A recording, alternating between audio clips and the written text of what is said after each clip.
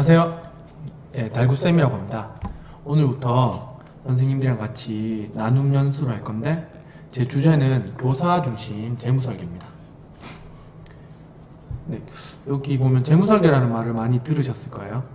근데 교사 중심이라고 넣은 이유는 제가 생각할 때 재무설계가 일반 직장인들 대상으로는 있는데 그게 교사들이랑 약간 차이가 있더라고요. 그래서 제 나름대로 이제 공부하고 했던 것들을 선생님들이랑 나누고 싶어서 이 연수를 준비했습니다. 그래서 전체 연수를 한 5번, 6번, 길면 7번 정도 생각하고 있는데 그 연수 내용들은 크게 두 부분으로 나눌 수 있을 것 같아요.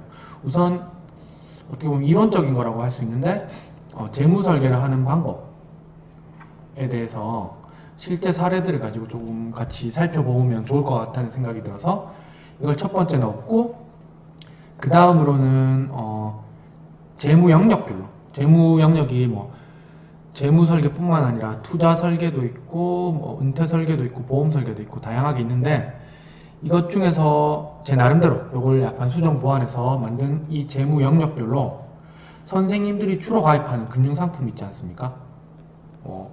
저축보험 같은 것도 있을 수 있고 교직원 공제도 있을 수 있고, 그런 것들을 제 나름대로 한번 분석해 봤어요. 그래서 그 상품들을 한번 살펴보면 선생님들이 또 재무 설계를 사실 한 번 하면 완벽하게 안 돼요. 하고 또 하고 또 하고 계속 반복하고 수정하고 보완하고 해야 되는데, 그때 이런 2번의 다양한 상품들에 대해서 좀 알면 훨씬 더 재무 설계를 하는데 도움이 될 것 같아서 요것들을 또 설명을 드리려고 합니다. 오늘은 그 첫 번째 시간으로 주제를 이렇게 뽑아봤어요. 재무 설계는 무엇이고 왜 필요할까요? 여러분이 화면을 보시면 아시겠지만 제가 사실 거의 디자인 쪽으로는 완전 깡입니다. 그래서 디자인 거의 한 개도 없어요. 너무 이런 저의 모습이 국률이 여겨지시는 분은 저에게 개인적으로 쪽지를 주시면 저는 이제 도움을 마다하지 않겠습니다.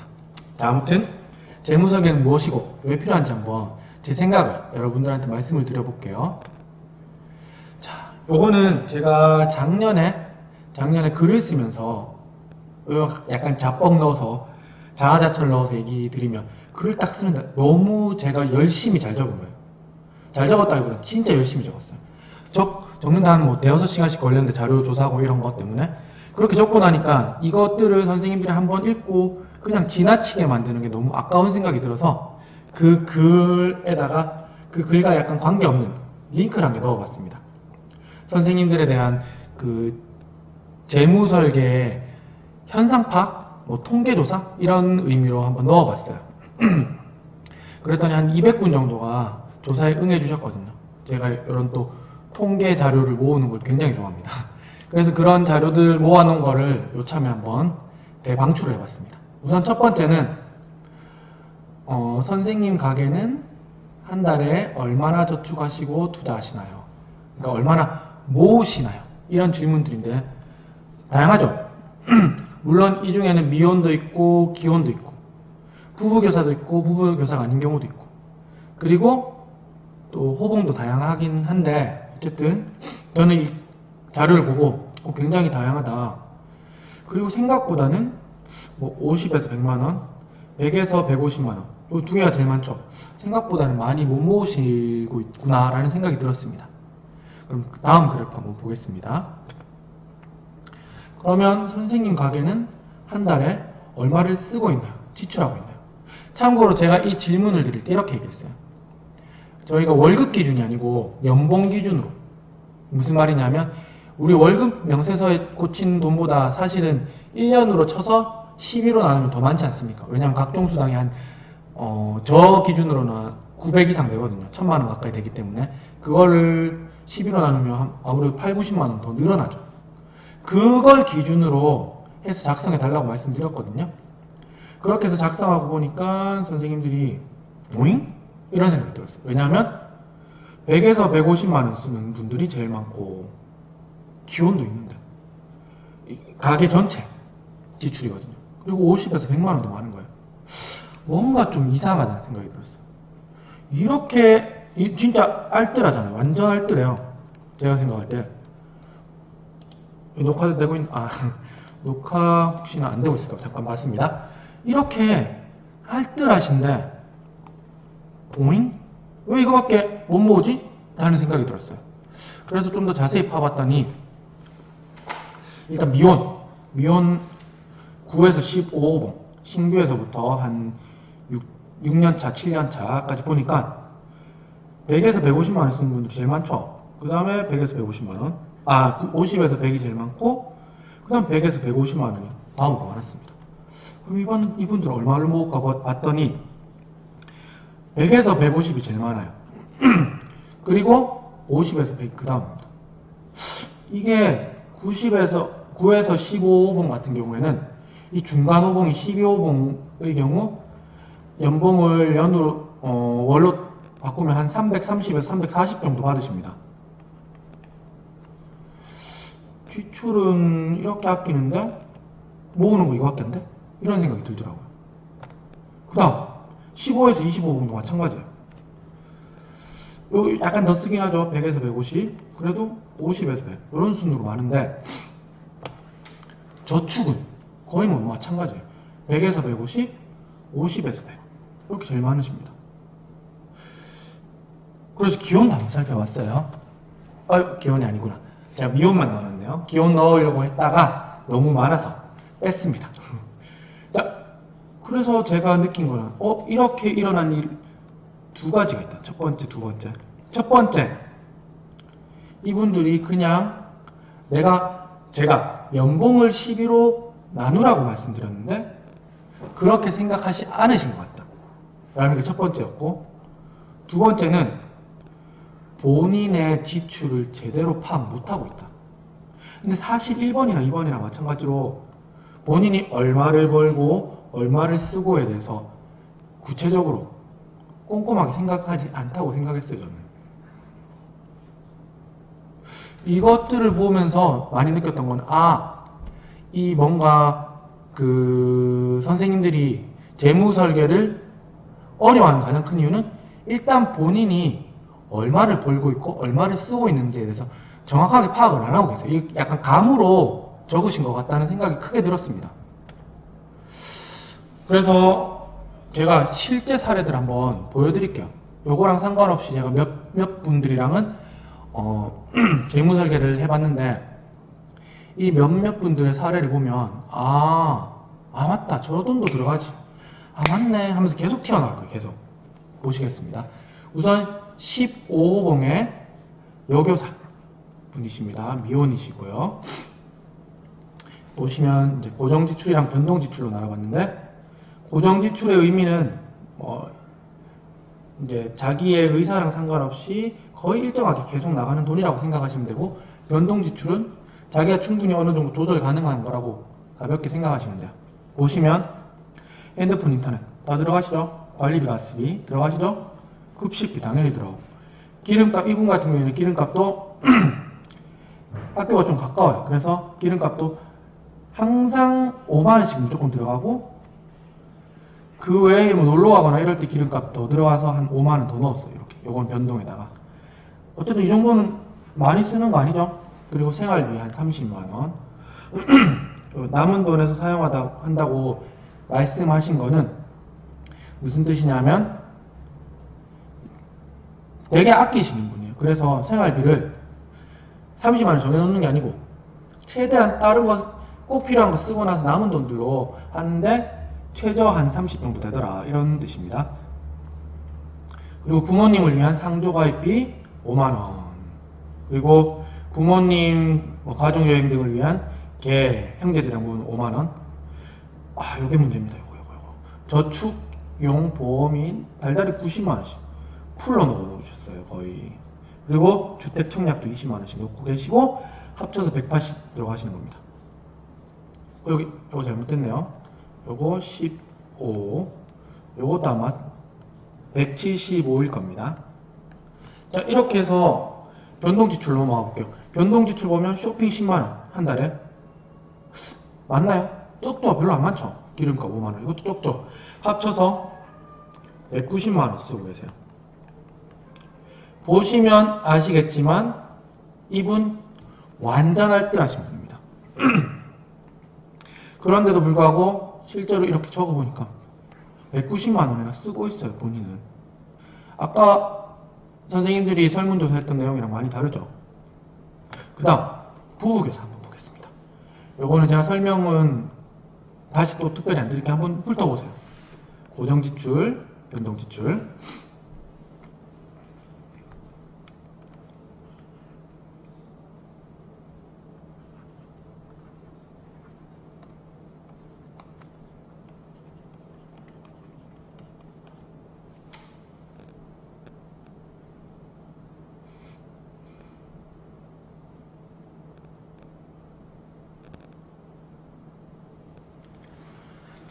네, 보시고 어떤 생각 드세요? 이분들도 굉장히 알뜰한 분이다 라는 느낌이 드시나요? 네, 알뜰한 분이에요. 23호봉, 25봉 두 분 합치면 뭐 연봉으로 따지면 한 8천 정도 되지 않을까요? 8, 9천 정도? 그래서 요만큼 쓰고 계세요. 이렇게.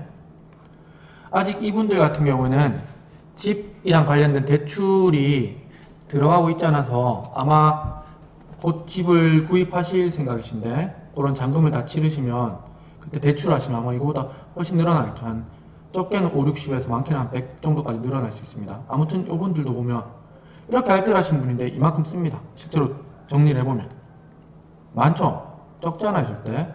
그리고 요거는 부부교사는 아니고 선생님이 19호봉 여자 선생님이시고 남편 교사분이 아니십니다. 이것도 한번 살펴보세요.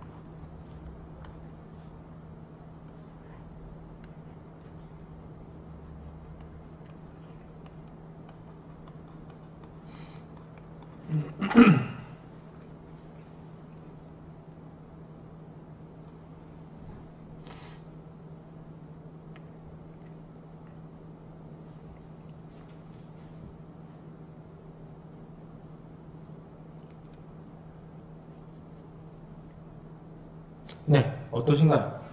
이분들 역시 뭐 이렇게 과소비한다는 느낌 전혀 없죠? 그럼에도 불구하고 481만 원이나 쓰고 계세요. 제가 앞에 통계들이랑 이 사례들을 왜 보여드렸는지 이해되시죠? 네.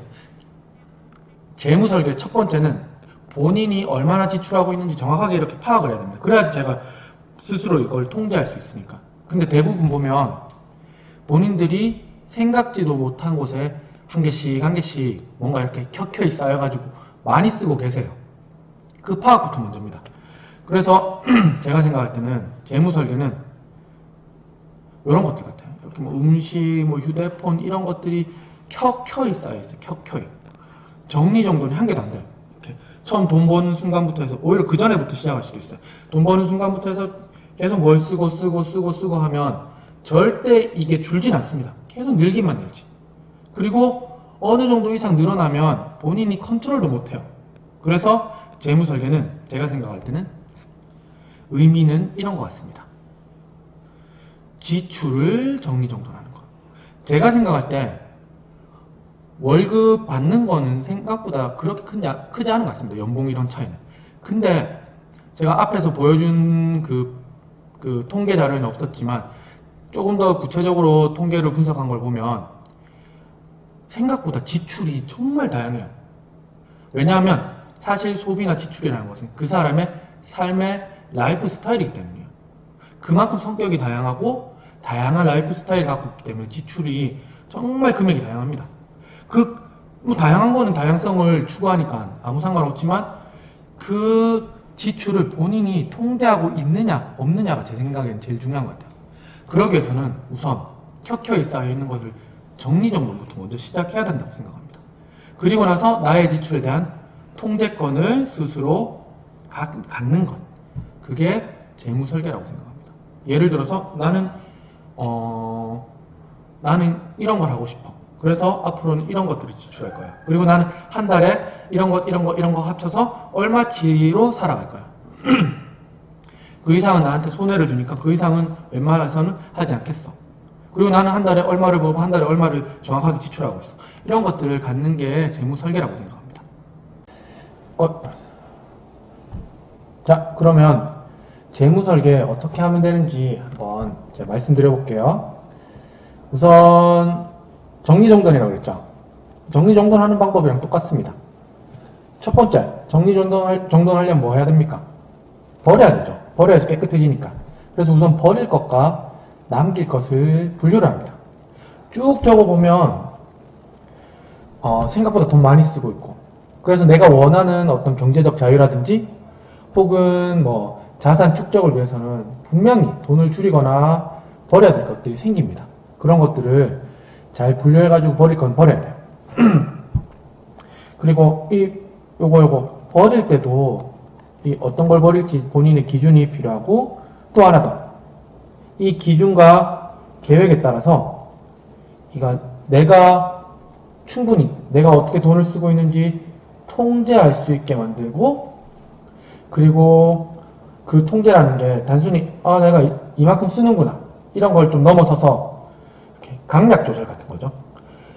이럴 때 또 돈을 더 넣고 싶으면 어에서 이렇게 빼서 이렇게 넣으면 되겠다. 뭐 이런 식으로 자기가 언제든지 조율할 수 있을 정도로 잘 정돈을 해놔야 됩니다. 예를 들면 중간에 여유 자금도 좀 놔두고 여유 자금 가지고 나중에 뭐가 부족할 때 이렇게 끼워 넣기도 하고, 그런 것들을 균형 있게 잘 정돈을 해놓는 것, 이렇게 필요합니다. 자, 그러면 한번 재무 설계를 시작해 볼게요. 우선 제일 먼저 본인의 기준을 좀 정하셔야 돼요. 그냥 무턱대고 나는 재무 설계는 돈을 많이 모으는 거야, 그래서 일단 최대한 돈 줄일 거야 라고 생각하면 실패할 경우가 많아요. 이게 최대한 나는 어떤 삶을 원하고 무엇을 할 때 행복할지를 잘 생각해야지.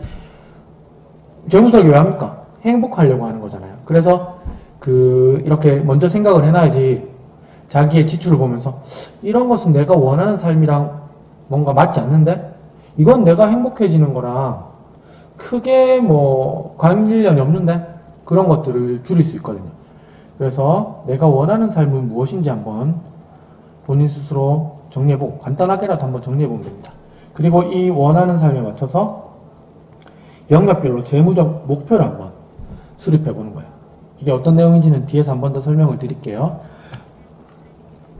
자, 그래서 아까 제가 그 사례로 보여드렸던 것처럼 우선은 자신의 재무 상태부터 한번 파악을 해보도록 하겠습니다. 제가 카페 혹은 여기 유튜브 동영상 링크나 이런 데다가 이 첨부 파일을 한 개 걸어 놓을게요.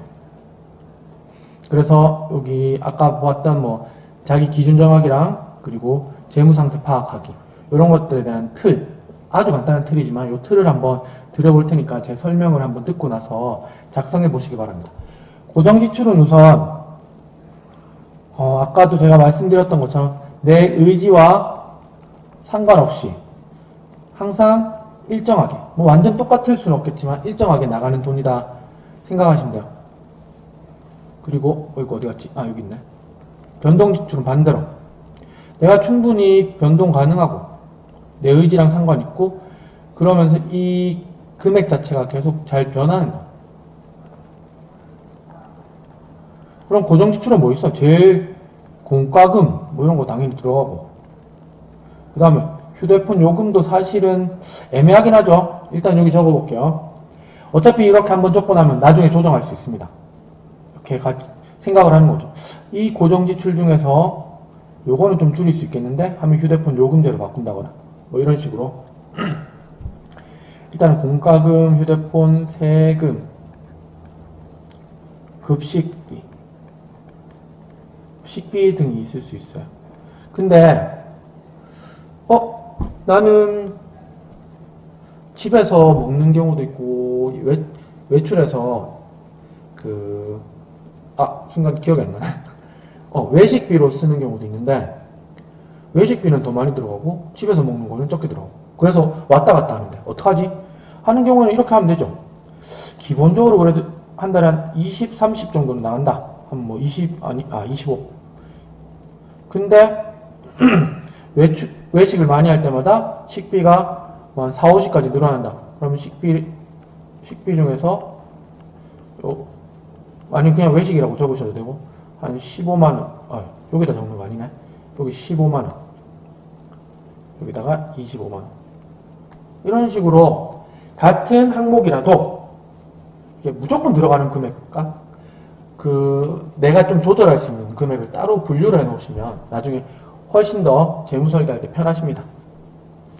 그리고 여기는 뭐 옷 같은 거 살 수도 있고 뭐 가방을 살 수도 있고 외식이니까 혹시 뭐 게임 아이템 같은 것도 이런 데 들어가면 되겠죠.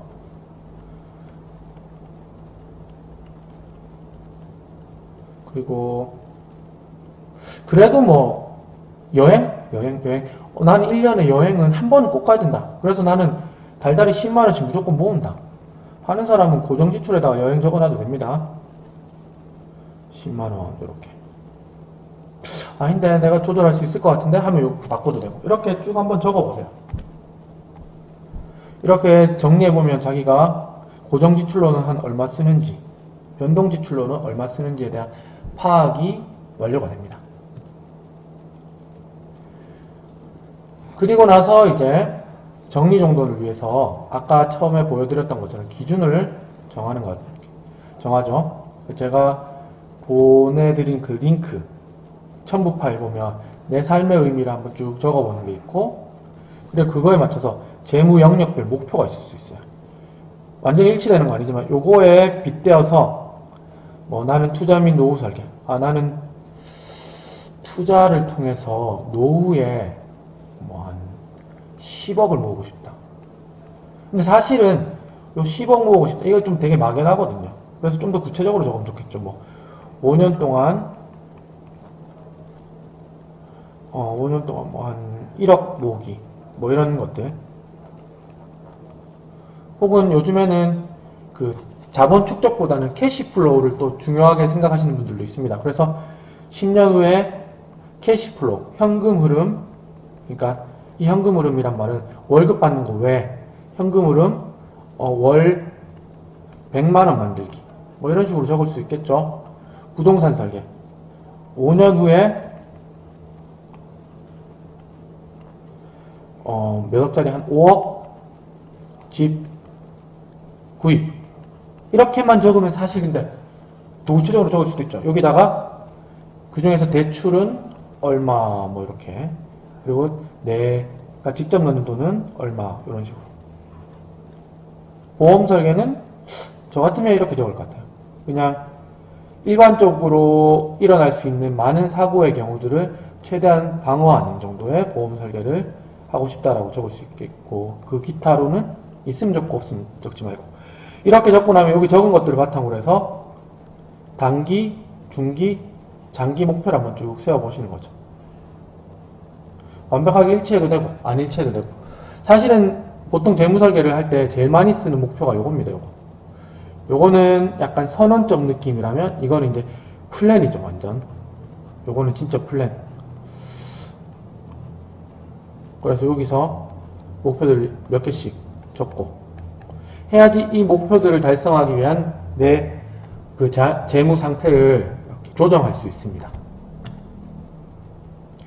그래서 오늘은 일단은 어떻게 하는지에 대해서 한번 말씀을 드렸어요. 그래서 다음 시간에는 사례들을 가지고 이런 식으로 정리정돈을 합니다 라는 걸 한번 보여드릴 겁니다. 이게 딱 해보시면 아시겠지만 딱 안 떨어져요. 그래서 저도 이제 여러 사례를 보여드리겠지만 그때그때 뭐 규칙이 막 특별히 있는 건 아니고 그때그때 사정이나 이런 것들을 살펴보면서 그분이랑 여러 차례 얘기해서 그 바꾼 결과들을 한번 보여드릴 겁니다. 그리고 한 번만에 안 끝납니다. 요거를 여러 번 겪고 해야지 자기 스스로 나의 지출을 통제할 수 있는 능력이 점점 자라는 거예요. 그럼 나중에는 또 예산안도 짜고 그리고 예산안 짠 걸 가지고 실제로 실행했는데 또 반성해서 수정하고 이런 식으로 해서 능력이 계속 향상된다고 생각합니다. 자, 오늘 수업은 여기까지 설명을 드리고 그러면 아까도 말씀드렸지만 과제 한번 해보시길 바랍니다. 제가 이렇게 링크 보내드린 파일을 한번 작성을 해보시고, 혹시나 뭐 너무 사생활이다 싶은 분들은 안 올리셔도 되고, 이 정도는 이 정도는 같이 공유하면 좋겠다 싶은 정도 선에서 정리해서 올릴 수 있는 분들은 카페 가자방에다 올려주시면 그거 보면서 같이 또 얘기를 하면 이 방송, 이 영상 말고도 카페에서 얘기하고 하면 더 좋을 것 같아요. 자, 아무튼 모두들 수고하셨고 다음 시간에 또 뵙도록 하겠습니다. 감사합니다.